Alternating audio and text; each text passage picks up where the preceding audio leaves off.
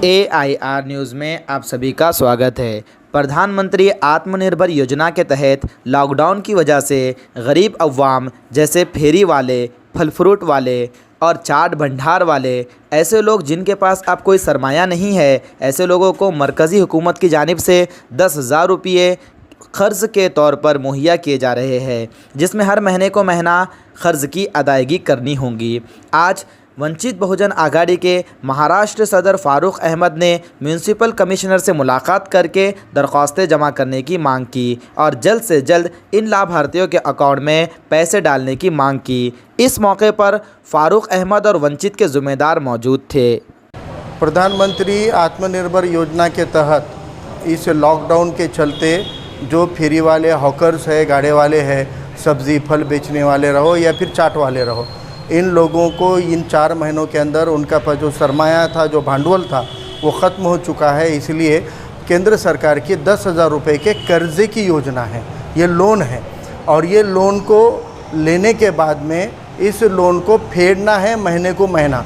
और जो लोग इसको महीने को महीना बराबर फेडेंगे उनको 7% यानी 7% का इंटरेस्ट में रियायत मिलेगी। और वो 7% रियायत माफ़ कब होगा? जब महीने को महीना करके बराबर लोन फेडे तो।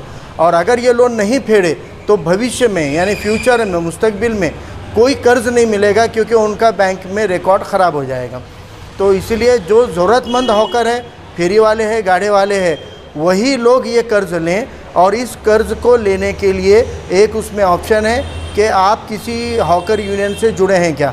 तो आप जानते हैं नांदेड़ शहर में फेरी वाला की सबसे बड़ी यूनियन या एक ही रजिस्टर्ड यूनियन है जो हम लोग चलाते हैं। 10-12 साल से गाड़े वालों के लिए लड़ाई चल रही है। तो वो यूनियन की मेंबरशिप उनकी जो उन्होंने साल को साल मेंबरशिप करके पावती फाड़े वाली है, तो वो पावती यूनियन को लाके बताएंगे तो यूनियन उनकी सिफारिश करेगी कि वो यूनियन के मेंबर है बोलकर। तो यूनियन के ज़रिए ये फॉर्म को भेजने का प्रोविज़न है। इसलिए आज महानगर पालिका में कमिश्नर साहब ने, उपायुक्त साहब ने बुलाकर यूनियन के साथ डिस्कस किए और हमने भी ये कहा है कि ज़्यादा से ज़्यादा गाड़े वालों को ही इसका फ़ायदा मिलना चाहिए।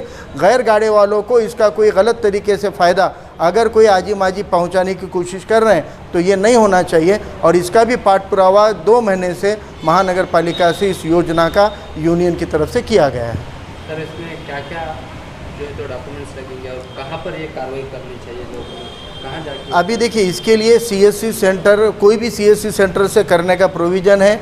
आधार कार्ड मोबाइल से लिंक होना चाहिए। अगर आधार कार्ड मोबाइल से लिंक है और किसी बैंक में खाता है तो ये योजना का लाभ या फ़ायदा बहुत जल्द पहुंच जाएगा। नहीं है वो लोग फिर लटक जाएंगे, उनके प्रपोजल रिजेक्ट होंगे या उसमें फिर करेक्शन करके भेजने की वो प्रोसीजर होगी।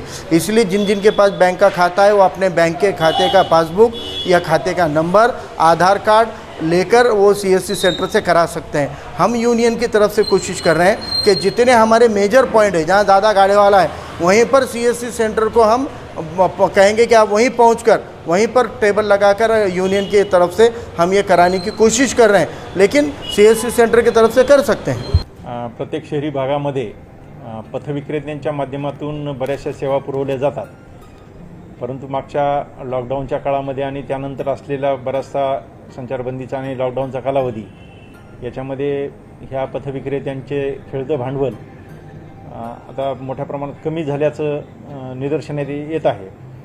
त्यामुळे केंद्र सरकारनं एक योजना या ठिकाणी या पथविक्रेत्यांसाठी आणलेली आहे, ज्याला आपण केंद्र शासन पुरस्कृत पंतप्रधान पथविक्रेता आत्मनिर्भर निधी म्हणजे PM स्वनिधी या नावानं ही योजना या ठिकाणी आहे, ज्याच्यामध्ये या पथविक्रेत्यांना 10,000 रुपयापर्यंत खेळतं भांडवल कर्ज स्वरूपी देण्याची ही योजना आहे।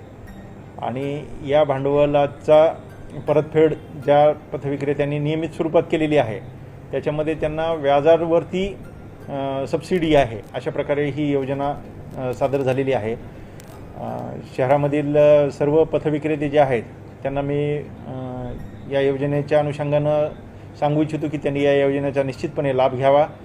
ऑनलाईन ॲप्लिकेशन करण्याची या ठिकाणी पद्धत आहे। बँकांकडून त्यांना त्या कर्जाची उपलब्धता होईल। कर्ज उपलब्ध होण्यासाठी त्यांचे डॉक्युमेंट व्हेरीफाय करून बँकांकडे महानगरपालिका निश्चितपणे योग्य पथविक्रेत्याची त्यांच्या नावाची आणि त्यांना कर्ज मिळण्यासाठी महानगरपालिका शिफारस करेल। पथविक्रेत्यांनी हे खेळतं भांडवल वापरून आपला व्यवसाय सुरू करून त्या कर्जाची व्याजासह परतफेड करायची आणि त्यानंतर त्या व्याजामध्ये रिएम्बर्समेंटची ही योजना आहे. तसेच याच्यामध्ये डिजिटल व्यवहाराला सुद्धा प्रोत्साहित करण्यात आलेलं आहे. जे पथविक्रेते डिजिटल व्यवहार करतील त्यांना त्याच्यावरती सुद्धा इन्सेंटिव्ह मिळणार आहेत. तर सर्व पथविक्रेत्यांना माझं या ठिकाणी आव्हान राहील की त्यांनी बँकांकडून कर्जासाठी ऑनलाईन ॲप्लिकेशन करावं आणि महानगरपालिकेमार्फत त्यांच्या ॲप्लिकेशनची आणि त्यांच्या कागदपत्रांची शहानिशा करून बँकांकडे व्यवस्थित हे प्रस्ताव त्यांचे मंजूर करण्यासाठी शिफारस करून त्यांना कर्जाची उपलब्धता होईल याची आम्ही दक्षता घेऊ. धन्यवाद. केंद्र शासन पुरस्कृत पंतप्रधान पथविक्रेता आत्मनिर्भर निधी हे जे शासनाची जी स्कीम आलेली आहे त्या स्कीमच्या निमित्तानं जे भाजीपालावाले फेरीवाले आहेत त्यांना लोन देण्यासाठी शासनाची स्कीम आहे. त्या स्कीमसाठी आज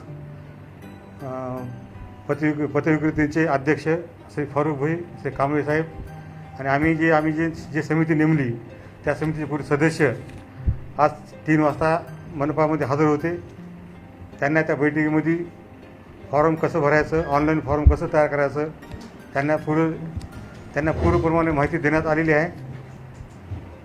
त्याप्रमाणे मी पथविक्रेत्यांना याद्वारे आवाहन करतो की त्यांनी जास्तीत जास्त या योजनेचा लाभ घेण्यासाठी ऑनलाईनद्वारे फॉर्म भरण्यात यावा आणि व त्यांचा पूर्णपणे फायदा घेण्यात यावा. धन्यवाद.